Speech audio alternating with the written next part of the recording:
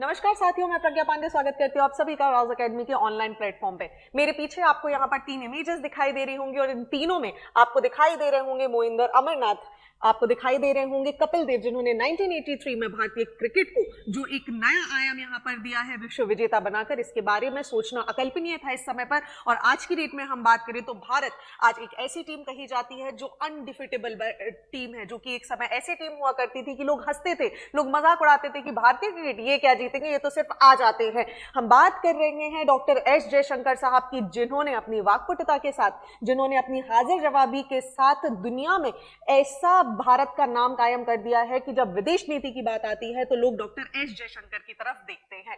हम बात करने वाले हैं एक ऐसे मौके की जहां पर ये तीनों शख्सियत यहां पर एक साथ मौजूद थे और बात की जा रही है यहां पर एक मेमोरियल की, जो कि मोइंदर अमरनाथ जी ने लिखा है। इसका नाम है फियरलेस। पहली बात तो ये आपके एग्जामिनेशन के लिए बहुत इंपॉर्टेंट हो जाएगा, तो आप इसका नाम याद रख सकते हैं।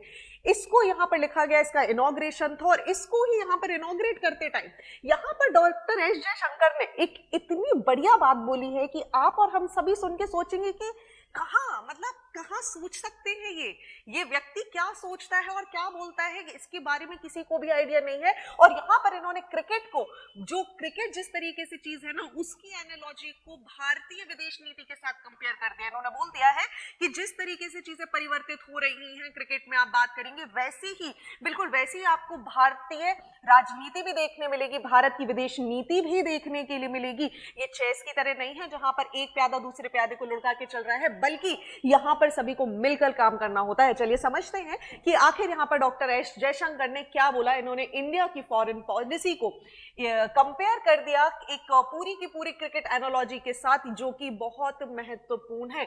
आप देखेंगे यहां पर आपको दिख रहा है, I like to constantly compare the evolution of cricket in India with the evolution of Indian foreign policy, which is very important. जब भी आप पढ़ाई कर रहे हैं, हम यूपीएससी की तैयारी कर रहे हैं, हमें पता है कि इस तरीके के जो नए नए शब्द हैं, ये जो नई नई टर्म है, और स्पेसिफिकली जब हम बात करें भारतीय विदेश मंत्री की तरफ से अगर ऐसे कोई शब्द आते हैं तो बहुत इंपॉर्टेंट हो जाते हैं आपको जानने के लिए। अब देखिए यहां पर एक मेमोरियल यहां पर रिलीज किया जा रहा था 1983 की, जिसमें क्रिकेट की बहुत सारी यादें हैं, जहां पर आप जानते होंगे भारतीय टीम के सामने ऐसी बड़ी बड़ी दिग्गज टीम थी। आप बात करेंगे श्रीलंका की, आप बात करेंगे पाकिस्तान की, जहां पर इमरान खान जैसे क्रिकेटर्स आपको देखने मिल जाएंगे, जहां पर विवियन रिचर्ड जैसे प्लेयर्स आपको देखने मिल जाएंगे। ऐसे समय भारतीय टीम, जो कि बहुत ही निम्न स्तर पर जिसको काउंट किया जाता था, और कपिल देव का एक स्टेटमेंट आप सभी को याद होगा, कई इंटरव्यूज में वो बोलते हैं कि जब उनसे पूछा गया कि आप लोग यहाँ क्या करने आए, और उन्होंने बोला कि we are here to win, and everyone started laughing. क्यों? क्योंकि सभी को पता था भारतीय टीम अभी तक ऐसा कोई कमाल विदेशी भूमि पर नहीं कर पाई है। अपने ग्राउंड में तो हम बहुत अच्छा खेल लेते हैं, लेकिन विदेशी भूमि में हम ऐसा कमाल नहीं दिखा पाते। लेकिन 1983 में इंडिया ने जो झंडे यहाँ पर गाड़े, उसका प्रमाण है कि आज की डेट में भारतीय जो क्रिकेट टीम है ये एक ऐसे आसमान पर है कि सभी लोग, विराट कोहली, सभी लोग, रोहित शर्मा, सभी लोग हार्दिक पांड्या जैसे बड़े बड़े प्लेयर्स की तरफ बहुत ही इज्जत से यहां पर देखते हैं। बिल्कुल उसी तरीके से भारतीय विदेश नीति में भी एक बहुत बड़ा परिवर्तन यहां पर देखने के लिए मिला है। ये बात की जा रही है एक्सटर्नल अफेयर मिनिस्टर के द्वारा। इन्होंने क्या बोला कि देखिए, एक समय हमारे साथ जो पाकिस्तान के साथ जो हमारी पॉलिसी थी ना, वो ट्रेडिशनली साइड ऑन पोजीशन की तरह थी, लेकिन अब ये ओपन चेस्टेड पोजीशन की तरह है कि मतलब हम छाती से छाती मिलाकर, एक दूसरे की नजरों में नजर मिलाकर यहां पर एक दूसरे से भिड़ते हैं, rather than going side by side. Now India has moved very away, far away, और पाकिस्तान कहीं हमसे बहुत पीछे यहां पर रह गया है। साथ ही साथ इन्होंने ये बोला कि देखिए, you played them better because from the traditional side on position you now move to an open chested position, which is very important and very crucial line। आप चाहें तो इसको अपने एग्जामिनेशन में इस्तेमाल कर सकते हैं कि एक समय हमने कंधे से कंधा मिलाकर चलने की कोशिश की थी, हम साथ ही साथ आगे बढ़ना शुरू किए थे, लेकिन आज भारत ऐसे स्थान पर खड़ा है जहां पर सारा देश, सारा दुनिया यहां पर भारत को एक इज्जत के नजरिए से देखती है, जहां पर सभी को पता है कि Indian economy is very strongest, India के जो लीडर ये बहुत ही ज्यादा स्ट्रॉन्गेस्ट है, और हर कोई चाह रहा है कि भारत के देश में यहां पर आकर व्यापार करें, क्योंकि इंडिया एक स्टेबल इकोनॉमी की तरह में देखने मिलता है, रादर देन पाकिस्तान, जिसकी पूरी की पूरी इमेजिनेशन की हम बात करें तो आज की डेट में सिविल वॉर के लिए यहां पर पाकिस्तान खड़ा हुआ है। ये बोल रहा है, I could not have found a better description for a Pakistan policy that time. Important समझिए कि इन्होंने यहां पर बहुत सारी चीजों के बारे में जिक्र किया, लेकिन हम सिर्फ अपने एग्जामिनेशन पॉइंट ऑफ व्यू तक चीजों को यहां पर रखेंगे। ये क्या बोल रहे हैं कि देखिए, When they think of a foreign policy, they often compare it with chess. कि आपको लगता है कि जब भी आप विदेश नीतियों की बात करते हैं तो चेस है, एक प्यादा चल रहा है, एक राजा चल रहा है, एक घोड़ा चल रहा है, एक हाथी चल रहा है, ऐसा नहीं है। जब भी आप विदेश नीति की बात करते हैं ये चेस के जैसा नहीं है, ये क्रिकेट के जैसा है। और ऐसा क्यों कहा जा रहा है उसके बारे में समझिए। ये बोल रहे हैं कि क्रिकेट के जैसा है, पहला क्योंकि उसका कारण है यहां पर बहुत सारे प्लेयर होते हैं। अगर कुछ लोग फ्रंट फुट में यहां पर अंदर आकर खेल रहे होते हैं तो बहुत सारे ऐसे प्लेयर्स भी होते हैं जो बाहर बैठे होते हैं और सभी का रोल उतना ही ज्यादा महत्वपूर्ण होता है। ये दूसरा स्टेटमेंट बोल रहे हैं कि the playing condition keep varying. ऐसा नहीं है चेस की भांति कि आप बढ़िया एक आराम से कंडीशन में बैठे हैं, अपने घर में बैठे हैं, आपको बैठ के खेलना है। नहीं, कभी धूप ज्यादा होगी, कभी गर्मी ज्यादा होगी। दैट मीन्स कभी सिचुएशंस आपके फेवर में हो सकती हैं, कभी सिचुएशन आपके फेवर में नहीं हो सकती है।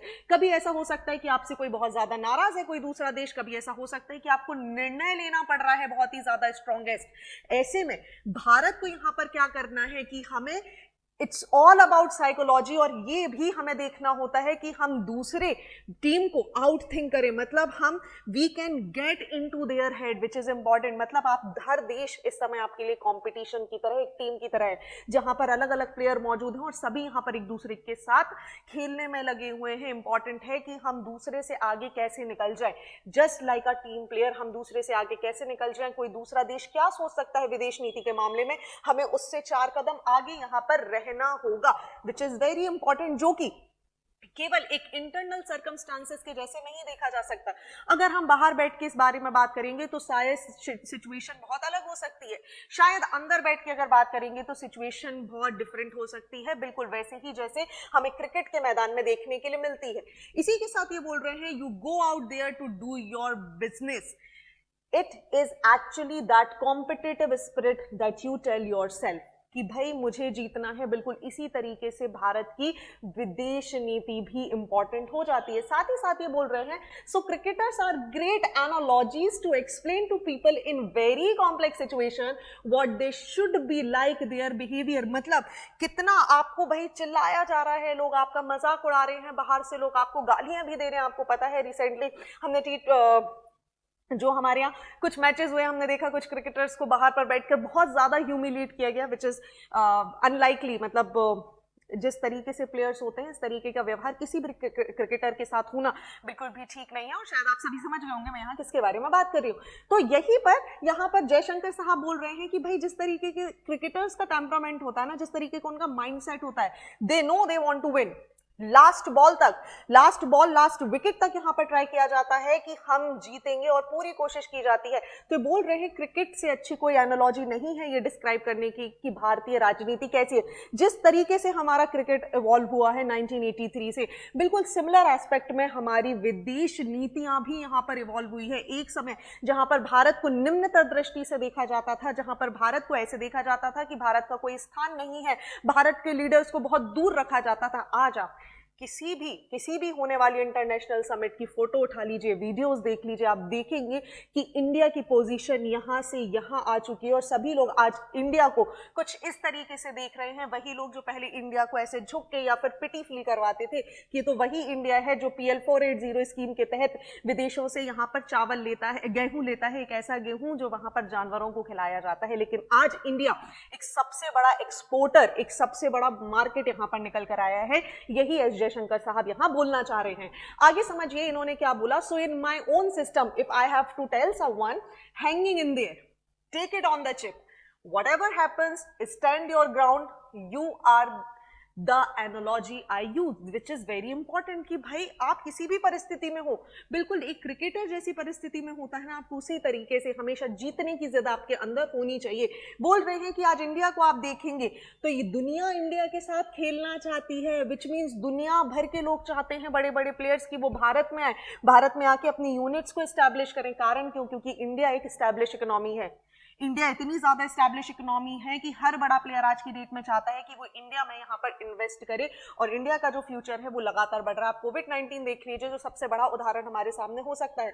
जहां दुनिया भर की अर्थव्यवस्था यहाँ गिर गई, वहां भारत की इकोनॉमी अनएक्सपेक्टेडली यहाँ पर राइज कर गई। और यही इंपॉर्टेंट है कि भारत कहीं ना कहीं एक सेफ हेवन के जैसे यहाँ पर दिखाई देने लगा है।